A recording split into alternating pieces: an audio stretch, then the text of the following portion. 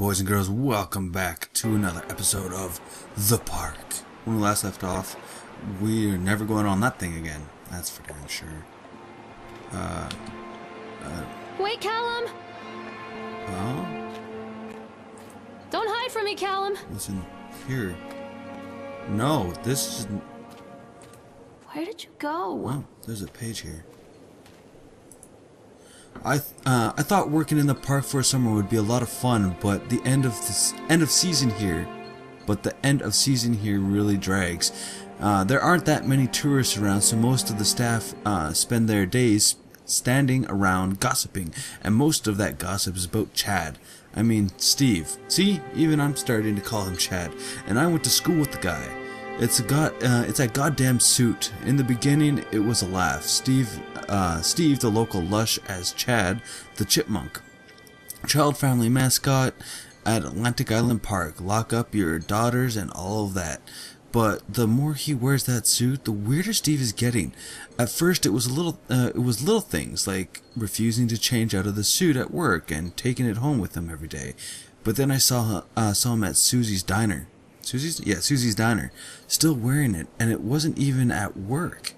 Some of the staff complained discreetly to park management about the smell, and I saw him walking and talking with Mr. Winter, the owner, one day, but nothing seems to have changed. The suit still smells like a carcass whenever Steve walks by, and apparently Steve has picked up some new skills since the last time I saw him, puking up in the gutter outside of the Seacoil station? Anyway, because he sure as hell can carve a mean ice sculpture. Those shapes he makes in the ice, though, they give me the creeps. Steve came by the booth today, lucky me, and he just hung around for a while. I couldn't really tell because of that suit, but it seemed like he was just staring at me, sizing me up, eye-fucking me, whatever he was doing. I asked him what he wanted and just stood there, not saying anything. Eventually, I called my superior, and when he came by, Steve wandered off. My superior told me to put everything in writing, so here it is. Also, I quit. I don't want to see that chipmunk suit ever again. Laurel Henman. Okay. Wow, so this guy is some sort of fucked up dude. Is that the dude in the top hat? No, the guy would be the guy in the top hat. Also, I'd like to point out, guys, I have trouble reading out loud. My brain reads faster than my eyes, so I screw up a lot when reading. Yeah. Holy fucking... What was that? Callum, come back here right now. Yeah, right now. Right now.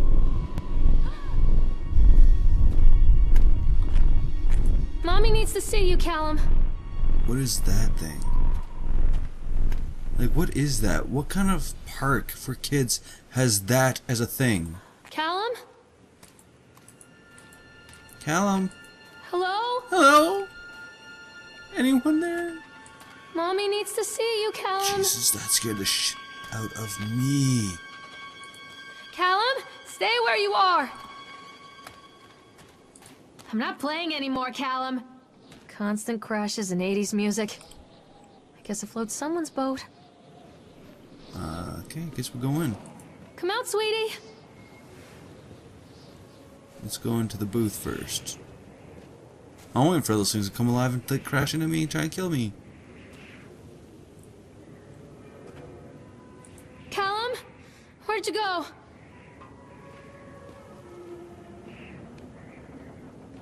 Can I get on one?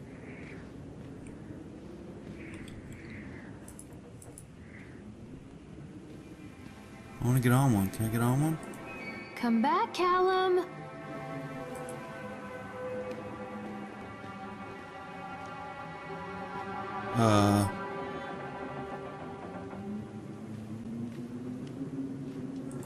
Callum, where are you? Okay, so let's get into the one that's on. Why is there one on when everything else is off? What the hell's powering this thing?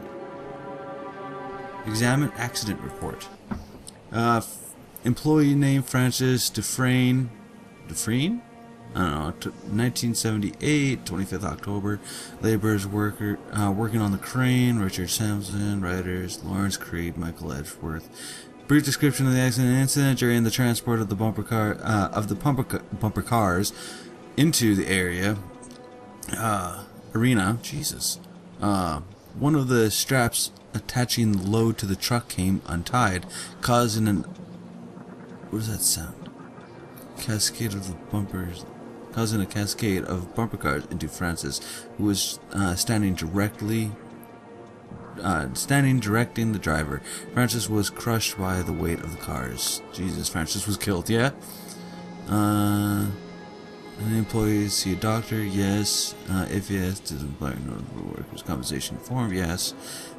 Supervisor comments. Dexter, the truck driver, claims to have seen someone on the back of the load undoing the straps. Nobody else reported seeing that. The sheriff has requested that Dexter provide them with urine samples. Of course.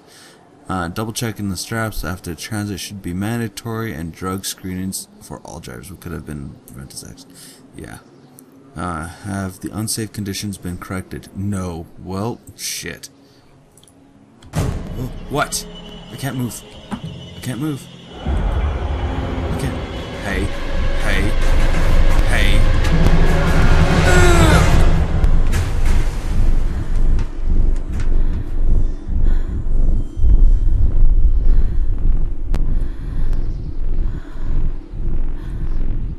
Dude, do I gotta go over there or over there?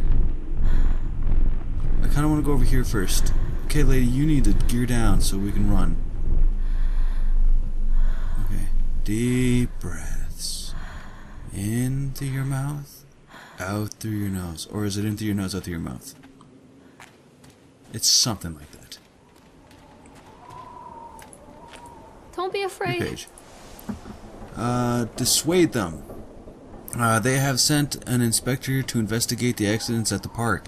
I've given him the grand tour and spoken about all of our safety upgrades, but he seems unconvinced. In this case, the park itself is working against me.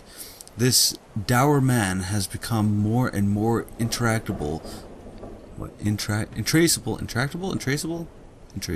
No, intractable. I don't know. The more time he spends in the park.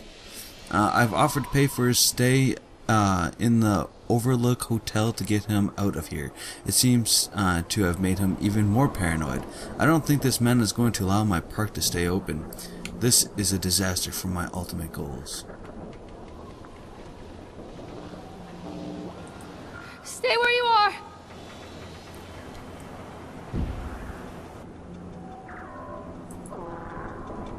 What are these noises? Is that just music or like... So... Do I go down there? I don't know where I'm supposed to go. There's no, like, direct thing. Let's go over to the crash site. If I can't go that way because the car's in the way, then we go back that way. What is the music? Callum! Tell Mommy where you are! Where are you, Callum?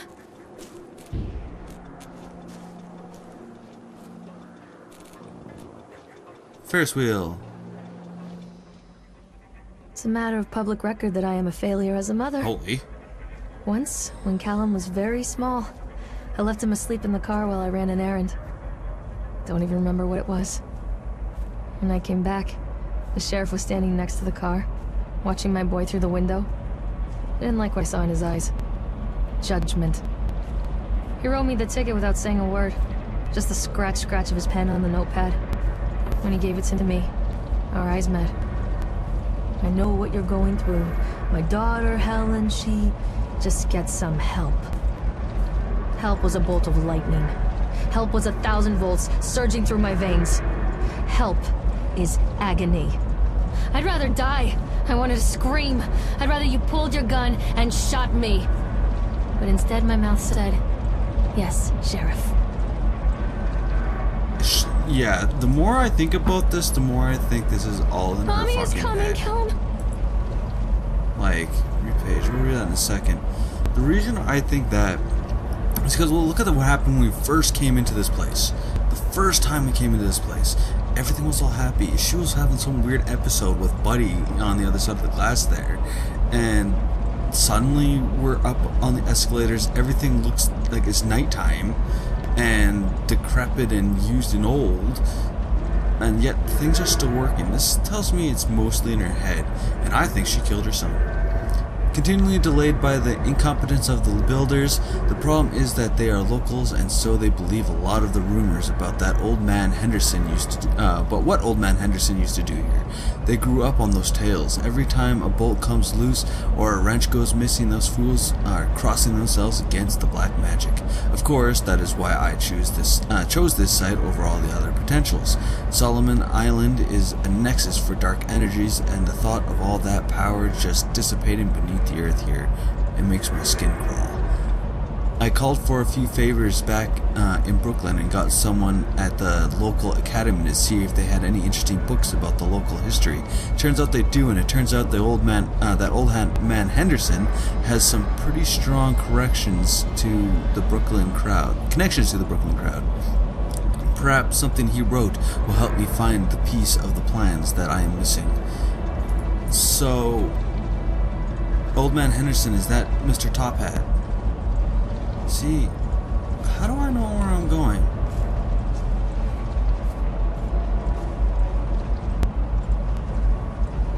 Okay, I'm at the Ferris wheel. Now, I just came from the box, so there's two different ways you can go. There's the Ferris wheel, the roller coaster's over that way. We need to go to the roller coasters next.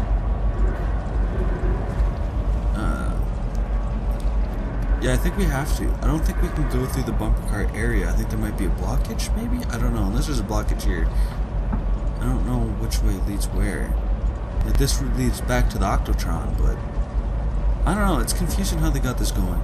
So we'll head to the roller coaster, and then we'll go down to the slideshow alley, unless we can. And there's the House of Horrors. Tunnel of Tales we already went to. Okay, so we came from the entrance. And Slideshow Alley, I don't think we were able to go there yet. We had to go left, past the House of Horrors, to the Tunnels of Tales, to the Octotron. Now we're at the Ferris wheel. I'll go back. I don't know, we'll see what happens. We need to stop this. Ah, there's the thing. Can I not?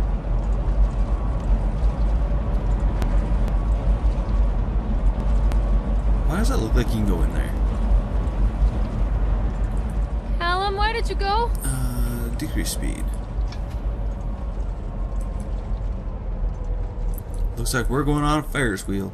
You know, when I was a kid, I would never get on one of these things. They scared the crap out of me. I wouldn't. I'd hear like a... Who's there? I will smite you. Ferris wheel ride it is, everybody.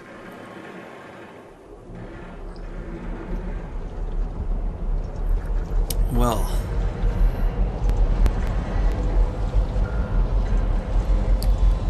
it's just the fact that you're going really high up and there's like no protection.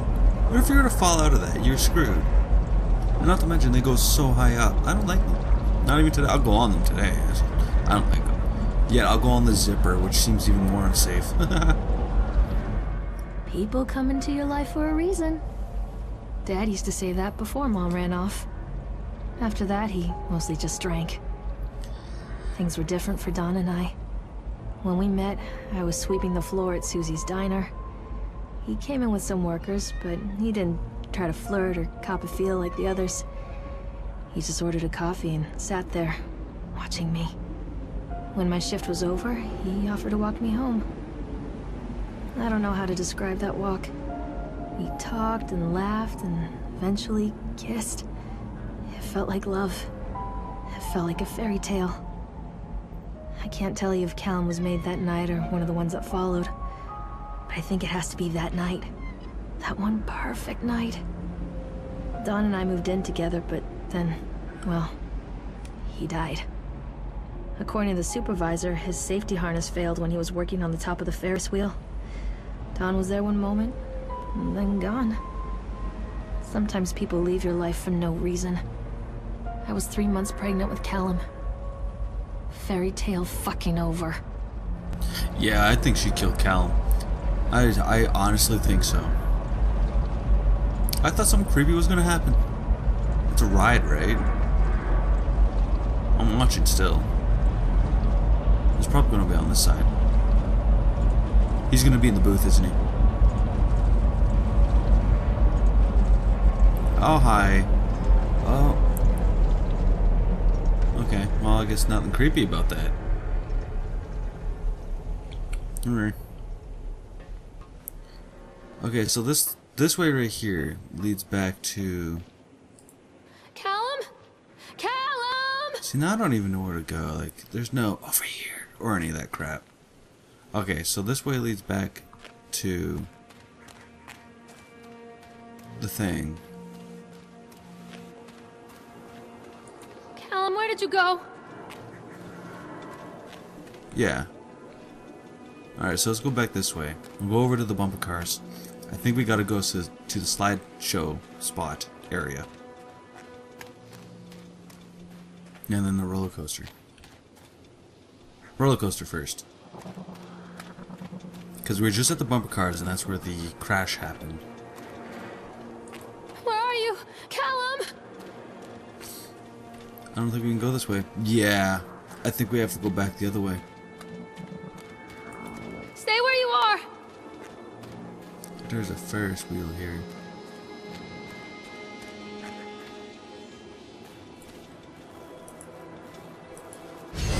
What the fuck?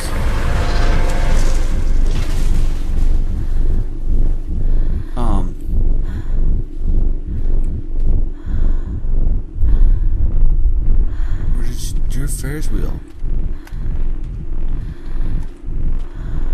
So the Ferris wheel... Come back, Callum! Oh. Callum, where are you? You know, when she gets all scared like that, she, A lot of people idolize their children. You hear them talking about their kids and just the way they talk, their fucking voices make me want to vomit. My angel likes to read, and little Johnny is so good on the piano. Fuck those people! You give up 9 months of your life carrying them, you traumatize yourself giving birth to them, and then you spend the rest of your life as their slave. Wiping asses, mopping up piss, feeding them. Little life-sucking monsters who take and take and take until... we all go insane. Any parent who pretends otherwise is just dishonest. That's called choice supportive bias. I am honest. Callum really grinds my gears, and he owes me everything. Everything. It'd serve the little fuck right if I just abandoned him. See? See? Fucking called it. I called it. I'm sorry, but that's not a way a parent should think. I can... Okay. I don't have kids, but, you know, I've been around plenty of them. No problem being around plenty of them. Mommy is coming, Callum! Mommy is coming, Callum! Looks like it wants me up there. I always wanted to ride this one. Never got around to do it before. Yeah? I'm starting to think I don't want to ride it because I've actually never been on a roller coaster, but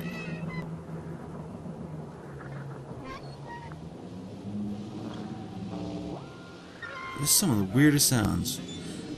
Before I get on here, what I wanted to say was, I've never read I can understand where she's coming from. I mean, yes, kids can be annoying. They got the crying and, you know, the mopping up the piss and all that other jazz. She's got a point. But at the same time, you know, that's your lifeblood. That's, you know, you gave birth to this child and, you know, I don't know how to explain it. Like, I can't explain it because I've never had a kid. But I've seen the reaction of parents who have had a kid. My sister, for instance. And, you know, despite how much the kid pisses them off, you still love them with all your heart. That's just what I see. That's an outside observer, you know? Outside of what people actually go through. Let's go on the roller coaster ride and probably bad things happen. Let me guess. He's in... Oh, well, look at that. Hey, buddy. What do you want? We need to talk about Callum. What do you mean? What have you done to him? That's insulting. You and your boy are everything that this place doesn't want. The antithesis of what we stand for. Where is Callum? The Poor child. He tried so hard to do what he was taught. He even left you a trail of breadcrumbs. But the park is just so hungry. Tell me where my son is. The witch has him now. Has both of you. No happy ending here, I'm afraid. Just leave me alone. Fool. You always were. What the hell?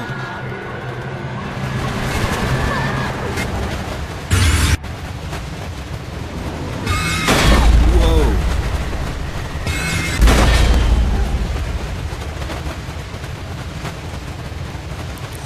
Okay. I didn't see that.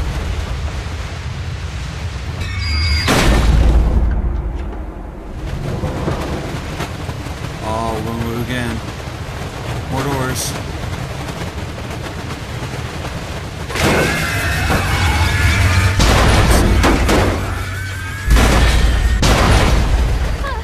Oh.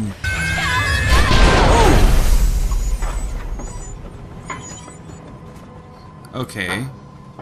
So is she actually in a hospital and this is inside her head like I thought, or is that because she was in a hospital and she's not anymore? See, oh, I gotta know. I've gotta know. Read page. It works! The calculations and adjustments work. The transportation and storage mechanisms seem to be flawless. What a wonderful day. If only these people knew that they were what they were fueling. And so what if a few people leave the park at the end of the day feeling dour? So what if the children are at the end of the day feeling dour? So what if the children are more scared than excited on the roller coaster? This could be the doorway to immortality. Such doorways open only to those who have the will to find the key. So it sounds like this guy originally started with good intentions, but then switched up to using fear, like the guy before him. You know, all those rumors about how evil and bad everything is. That's what I'm getting from that. So he's, instead of, you know, being all happy and changing this place from darkness to good, the darkness took over him, and now he wants immortality, and he's gonna use dark, evil spirits and stuff to do it. The witch awaits. The witch awaits. A wee what? A wee what? Yeah. Unfortunately, that is gotta be the end of the episode. Oh, okay, so I honestly... Callum has bruises on his arms, finger marks. Someone has been hurting him. I've asked him, demanded really, to know where he got the marks. But he doesn't want to answer me. Something has scared him into silence. He doesn't dare talk. He's been changing too. Something sinister lurks in the darkness behind his eyes. I catch him staring at me at odd moments. In the night, he tosses and turns and cries out words that I cannot understand. When I try to soothe him, he snaps and bites at my fingers. I think he wants to talk to me. I think he wants to tell me. But they are watching him every minute of every day. They are whispering to him in his sleep, changing him. They are taking my baby away from me. I can't save him. There will be pain. But I love him, and in the end, he will understand why. Okay, so that just further makes me believe that she killed him, ending his suffering.